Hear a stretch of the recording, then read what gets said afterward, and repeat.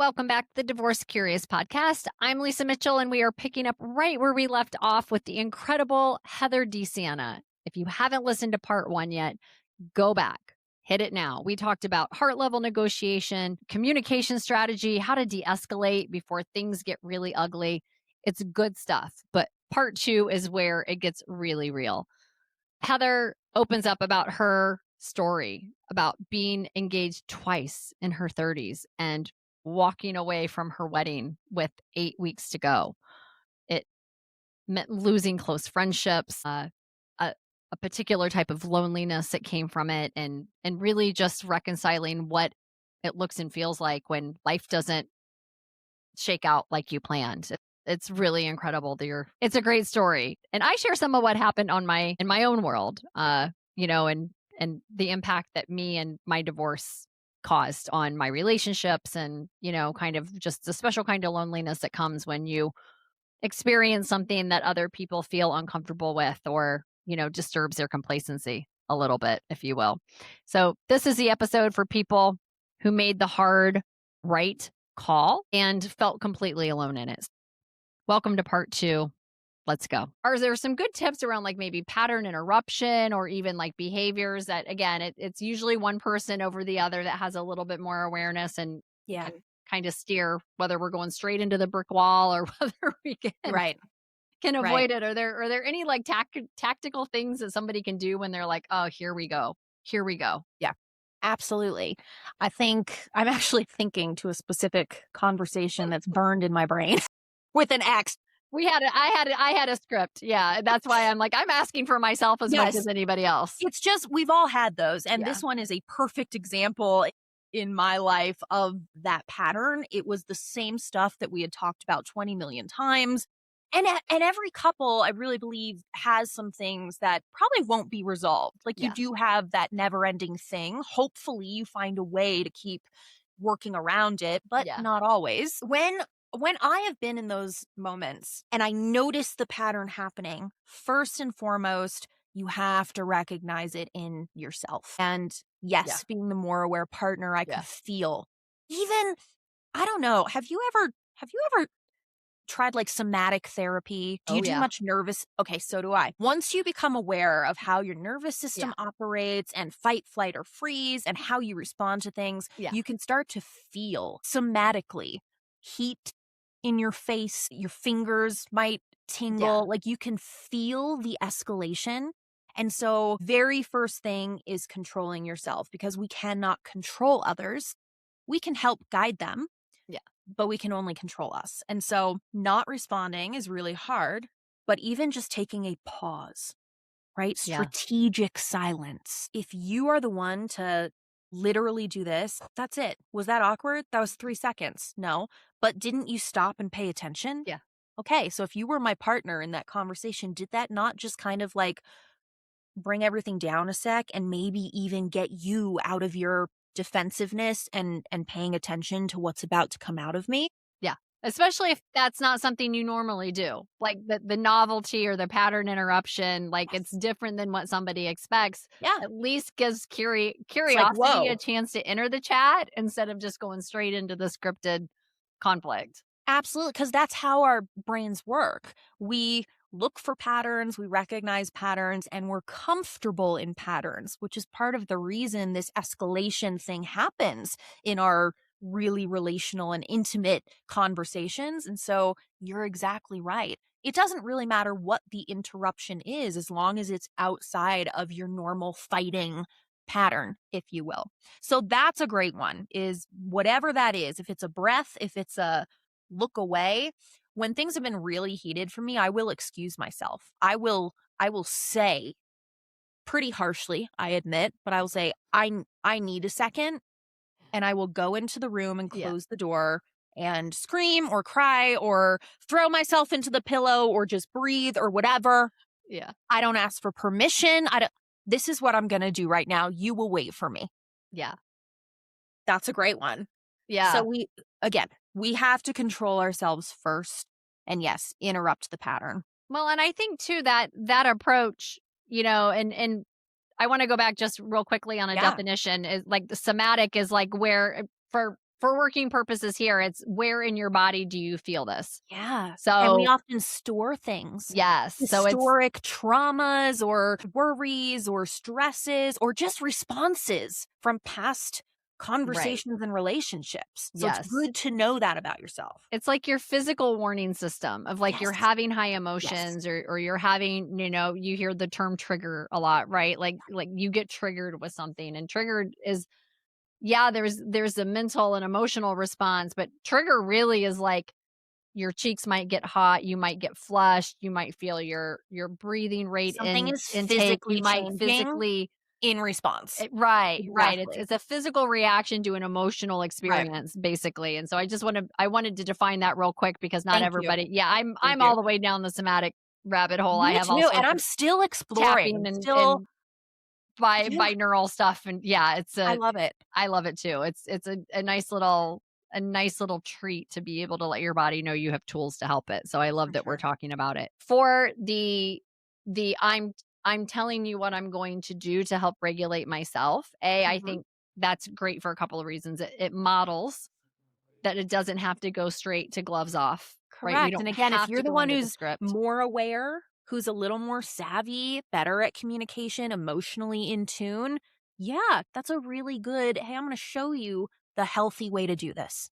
Yeah. Yeah, and then the other part I love about that is it gives because so many people that I talk to, men and women, feel like they lose agency Yes. when there's conflict. They again, from whatever kind of trauma response or past patterns or even just sometimes being so tired of being in conflict, It's you can exhausting. sometimes feel like I don't have a choice Yeah. in engaging in this But to conversation. engage this again. Yeah. Right. So I think that just even having a voice, taking the pause and being like, whether you are a pursuer and you want to keep talking or whether you're a withdrawer and you want some Mhm. time, just articulating what What your you need need. is. Yes. Yes, I think is so important. We had on a previous episode I had Melissa Devaris Thompson on and she really broke down that like withdrawer and pursuer and Yeah. how if you don't articulate why you're doing something, you can just create even more tension and angst and fear Yes. and really escalate unintentionally just by doing what you need to do. And so I think that the piece that lets you have agency and not create fear in your partner if your style is different than theirs is Is to communicating. communicate, Why? use your words, right? Like, no, it's not that I don't love you or I'm done talking about this Right. forever. I need a minute. I Yeah. don't I don't want to make the situation worse, right? Like give me 10 minutes and then, And the more clarity you can bring to that, the better. I So if agree. you know that your partner wants to pursue the conversation and you need to take a step back, the kind, healthy thing to do is not to go silent for 3 days because that's what I need, right? It's, I am the petty queen "Oh, I've done on it, silent treatment. I'll say but I don't think it's great." I'm the reformed petty queen. Like I Yes, realize now I know better how damaging the it is, so I try reformed to do version. better. Okay, we're similar in that. Oh my Same. gosh. I mean, I won't even know you. Like who are you? I don't even know you. Well, We and don't for me, like it's yeah, there's some pettiness, but some of it before I dove into more somatic work, nervous system health was truly that I was dysregulated mm, and I didn't know what that meant and yeah. I didn't know what to do with it. And so my response to that was pull away from it, protect myself. I'm dysregulated. So it wasn't even malicious.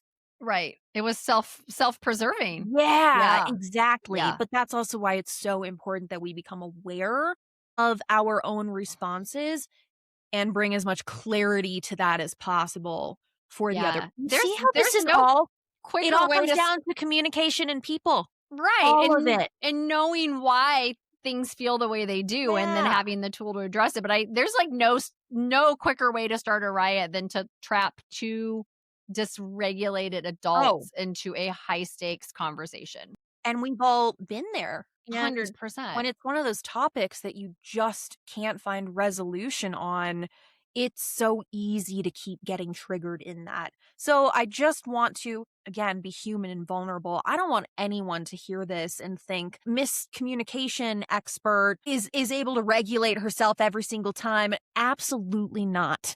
Absolutely not. Because when you are in those most intimate relationships, it's almost impossible for those conversations Right. not to escalate in some way because they matter so much to you. Yeah. And so that's another thing worth noting, even on the communication front. The reason this happens is actually because we care. Right. It's Yeah. typically because we love someone, and it's typically because we, to find connection again, Yeah. we're just broken humans doing it in the wrong I know. way. I have a good advisor to me who says, let's not pathologize being human. Some of it is just being human. Now, Right. we've Right. got narcissism, we've got triggers, Right. we've got real things, and that does come up too. But I think very often, a lot of things, when you get back to the point where it started going downhill, it's because people are dysregulated and disconnected.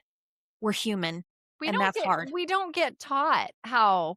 I mean, you've had the benefit of additional, studying, falling down the rabbit hole like I have, Sure. but it's like, had my brain not demanded that I learn everything I can about this so I Right. don't blow up my life for a second time I on wouldn't know. this version of the human experience, I wouldn't Yeah. know. Like, we get taught the things that people think you need to be successful or happy, or assumptive clothes that, oh, relationships are just you're just gonna How know what to relationships do. should work. This is how Right. it should go. So we're good, right? That's what I was taught. Right. Right. And how much do our parents, our upbringing, Right. How play our into parents that? communicate, how we saw Oh my conflict gosh. navigated in our homes of origin or not navigated in our homes of origin. There's zero chance that you're not influenced by that. Right. And again, we've got a bunch of messy people and two people bringing in their past mess into relationship. Right. It's inevitable that this stuff is going to happen, which again is why being intentional about how you're approaching it, why you're approaching it the way you are, what you're hoping, what you're aiming for and wanting as an outcome is really, really important if we want to try to make this better. Yeah. I don't think anybody is miserable on purpose. No, believe yeah, I that's a believe great way it's to like say it. we lack the skills. Some people lack the intention, like they just don't wanna Yeah, put the effort in, or they have, again, you mentioned, that narcissism, happens. or, Yeah, there's some pathological reasons why people sure. are hard to communicate or But get it never along with. starts that way. Even someone Right. who is, there's pathology behind this, there's real stuff. It usually stems from some real hurt, Yeah. some real brokenness, some real bad modeling. It kind of never starts as a malicious thing. Yeah. Yeah. So I would love your take on this. Before we were recording, we were sharing some history here. And I think, like, the other thing we're not really taught is, you can do your best in a relationship and you can want a certain outcome and it can Mm. still end differently than you expect it to. Do you have any perspective to share, or Oh. any stories to tell about maybe a time a Oh, do I? relationship ended differently? Like, I might have known the answer in advance, but I'll act Oh surprised. boy. Yeah, do I feel like that's the life I've lived. And that has played out in a variety of ways, not getting the outcome that I wanted, not getting the outcome that I thought Yeah. I would, specifically to relationships. I'm in a unique situation. I'm in my late 30s. I have never been married, but I've been engaged more than once. Dun, dun, I dun. I know. We'll talk about that. We'll talk about that. I never in a million years thought that would be my story.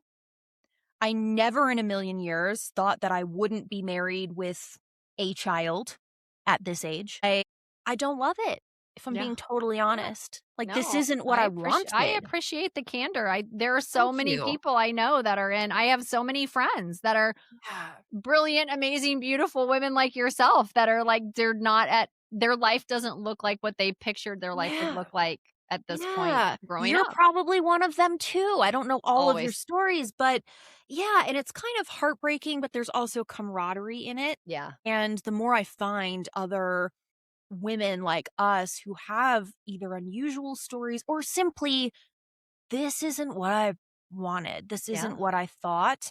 I don't know about you, but it makes me feel a little bit better.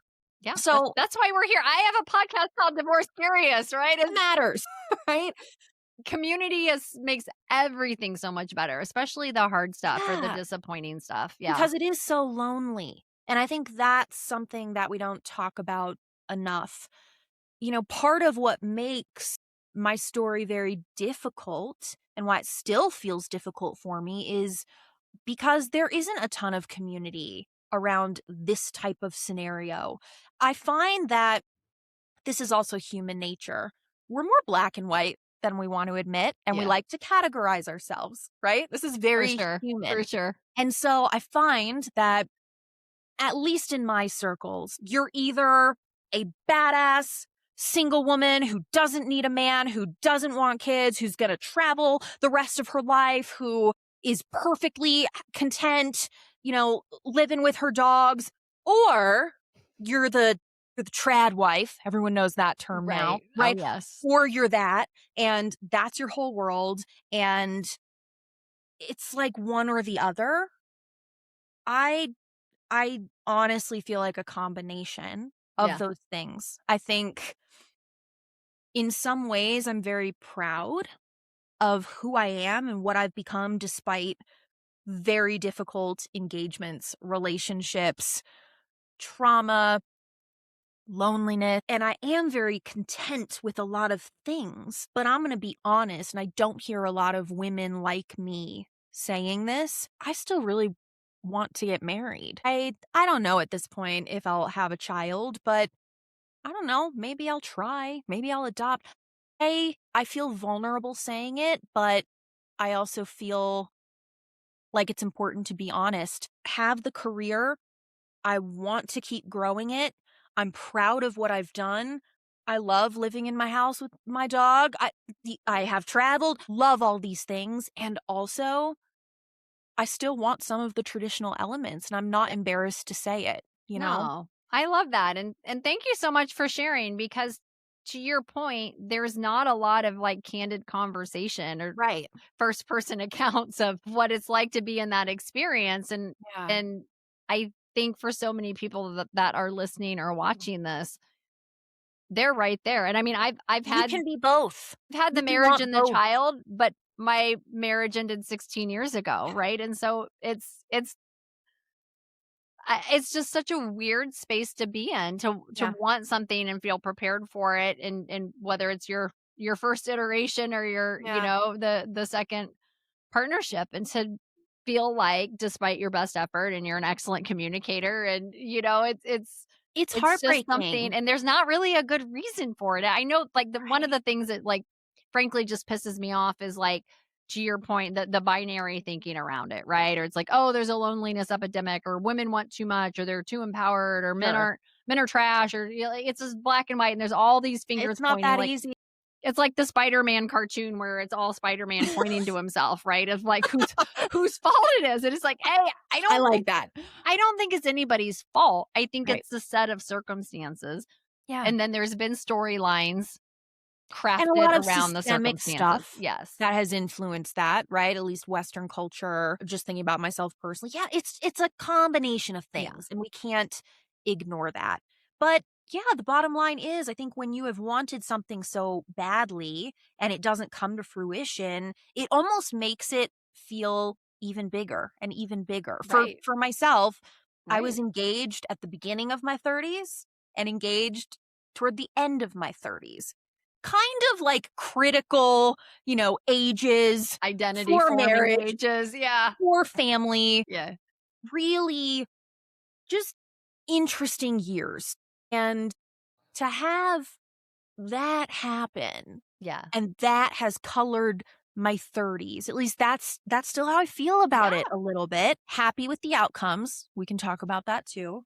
So I'm Just glad. because it's hard doesn't mean it was wrong. Exactly. Yeah. No, you're exactly right. Yeah. In fact, sometimes the best decisions are the hardest decisions. Okay, pause. Let me say this. One of the biggest rules of negotiation is that no deal is better than a bad deal. Right. Yeah. Where do you think I'm going with this? Right. No, it's you just, and if there's ever anything you don't want to compromise on, Yeah. or like be the one who made your own bad deal, Right. that's it. Right. Like who And you I've marry and thought about who becomes that's baby your daddy deal. or baby mama, like that That's is, your deal. you can't negotiate down on either of those things. And so when I'm feeling really down about my story and thinking, is this ever going to happen for me? And how did this happen? My fees have been tainted with this. I really do stop and remind myself, I know that those would have been bad deals. I knew it when I was in it and getting closer and closer to the altar. I knew it when I had the rings on my finger and it was so hard to take them off. I knew it when I struggled to relaunch myself as a single person after being that close to wedding day. But still, I avoided divorce, really. I say, you know what sucks worse than feeling like it's hard to get not married is getting out of a bad one when you have compromised on the front end or accepted a bad deal or, to oversimplify the circumstances, right? Because then not only did you negotiate yourself into a bad deal, then you got to negotiate yourself out. Yes. And that's devastating. Even financially, right? I dealt with some of that with homes and wedding stuff as I can't imagine. And so my heart breaks for someone like you even more. Like you've had the marriage, you've had the child. Then not only are you dealing with these intense legal and financial aspects, you're dealing with your heart and your nervous system and someone who you're going to have to deal with the rest of your life, most likely, if you have a child together. I will say, back to that no deal is a bad deal mantra, my last engagement especially, that was genuinely one of my thoughts. I got to the point, we were less than 8 weeks away from the wedding day. Wow. And we had this constant pattern around some specific things that we just never, ever, ever could work through. The responses that he was giving me weren't great. There was some big dysregulation and maybe some pathology there. But bottom line is, I knew it was time to walk away, even though it was horrific. One of the hardest things I've ever done when I thought to myself, we're probably going to end up divorced. He's either going to cheat on me or become absent, or I'm going to file for something's going to happen. Well, and I want to applaud you for making the tough decision early. Thank you. I think so many people get in the trap of, well, there's not really anything wrong, but it's not it's not right or it's not good. But I just it's not great, but there's not really anything wrong. Yeah. Are we just under pressure right now? Right. No, and I would really encourage you to listen to your intuition, to communicate with yourself. Yes. We think that communication is always this external thing. It's actually not. It starts from in here. That's your why. That's your regulation. But more so okay, what is my mind telling me? What is my heart telling me? What is my gut communicating to me? And then to be able to take all of those data points and override the default, which is sunk cost fallacy of I don't want to start over with somebody else. We've invested so much time. It's going to cost I'm in so my much money late to get 30s. divorced. I can't start over again. I'm never going to get married. I'm never going to have kids. Oh no. Right. It can feel really, really compelling from a return on investment standpoint of for sure. And I don't want to oversimplify it or business term. No, but it's true. You've invested so much. You've envisioned a life. Other people have already started their narrative around that you still want. Back to that desire. Yeah. You actually really want this. And so to let that slip away, even if you know it's wrong, is so, so, so hard. And unfortunately, you can't just swap out players, right? It's not. I wish. Not like a game where you can call for a substitution and pick up where you left off, right? It's the I need a new man to step in, okay? It's if only you could change the roster, make a substitution at the last minute, but. All right, wait, let's talk about dating. Oh my God. For a second. Okay, Heather, where can people find you? Because obviously now they know how incredible you are, both as Oh. a eligible bachelorette and Right? also as a professional, a Yes. speaker, a keynote. Where can they go to connect with you? So I have a pretty unique name, Heather DeSiena. If you Google that, all the stuff's gonna pop up because I don't think anyone else has that name. So that's pretty easy. I've got the website that's more for keynote speaking. So, hey, if you liked what you heard today and you have an event, a group that you want to talk through some of this communication work, I'm your gal. For the dating prospects, Instagram is probably best, it's Heather DeSiena. And for the professional, and I am very active on LinkedIn, find me there. I love connecting, by the way. I really do. Like, it's one of my life's joys to connect. So Yeah. if you want I to reach think we got out, introduced and we're on a call like the I know next day that's or what I something. mean. Yeah. Like, it's so fun for me, and I'm curious and I want to know about you. So shoot me a DM on LinkedIn, on Instagram, whatever. I will respond. I love hearing what other people hear from conversations like this. So yes, find me wherever makes the most sense for you. I would love to connect. Send your eligible male friends, Send your vibe. high quality eligible male friends to the ats. They'll be in the show notes. That's the key. They have to be Yeah. high quality. They have to be eligible. Or Okay. send them to me first. I'll do a little Let forensic Lisa interview, vet them. coursework on them first, and then we'll move the eligible ones on to the next Okay. round. But Deal. this is so fun. Oh This my is great. God. Oh my God. Okay. So everything's going to be in show notes and comments wherever you're watching this or listening to this. You're going to get what you need. We'll send you to the right place. But in the meantime, if you are in that, like, I don't even really know what's happening, I'm not sure what I want next, I have made a super easy guide for you. It's the Evaluate Your Marriage, or it can be your relationship. It's a Mhm. workbook. You can download it at my website, lisamitchell.biz/podcast. You can get all the episodes there because I'm lucky that I know a lot of really amazing, brilliant, talented people, and they all say yes to come on the podcast. So it's like my favorite way to get to chat with people I already love and trust and get to share with everybody listening So and watching fun. here. So Heather, So fun. banger episode as promised. I love it when we can deliver, and it won't be the last. I'm I'm pretty already sure. planning our next conversation in my head. So I'll be ready. You better be ready too. Love Thanks it. again for having me. Absolutely. And divorce curious friends, I'm going to end it like I always do and just encourage you to stay curious and keep your eye open for eligible Stay bachelors curious. that we Ask can the send to Heather. questions. Ask Love the it. questions. All right, guys, take care. Until next episode. All right. That's a wrap on part 2 of my incredible interview with Heather DeSiena. And I want you to just sit in that for a second because Heather was so generous in sharing her story today. And I know it's going to land for a lot of you. If you're in a relationship right now, wondering if you're making excuses or honoring your gut, I hope this gave you something to sit with. We're not done yet. In part 3, coming up soon, we are bringing the energy way up because Heather and I are getting into dating, modern dating, app based dating. How the hell do you date now without it feeling terrible? So, we're going to talk about the apps, the lack of curiosity, like why doesn't anybody ask questions anymore? And, how accomplished women are somehow the hardest to meet. And honestly, a little bit of matchmaking situation develops. We have some fun. We put a little offer out there. I'd love to end up finding Heather her perfect match. I think you're really going to enjoy it. We have some fun. We get a little silly, and I want you to share this episode if it hit home. Links for Heather are in the show notes. If you haven't listened to part 1, all about the art of heart-centered negotiations, go back, listen to part 1, and stay tuned for part 3. It's going to get pretty fun. So stay curious, friends.